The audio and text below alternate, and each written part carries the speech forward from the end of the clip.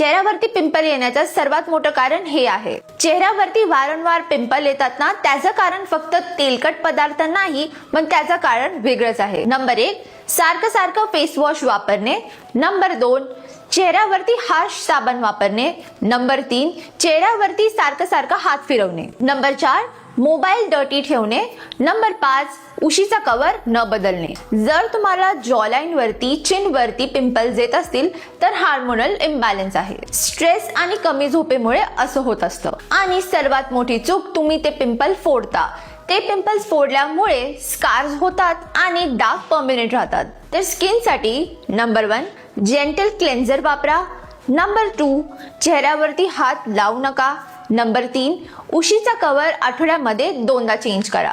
Number 4, sugar आणि oily food खाऊ नका. नंबर 5, भरपूर पाणी प्या. हा व्हिडिओ तुम्ही अशा व्यक्तीला शेअर करा ज्याची चेहऱ्याची तुम्हाला काळजी आहे. आणि अशा टिप्ससाठी मानसी गायकवाडला फॉलो करायला विसरू नका.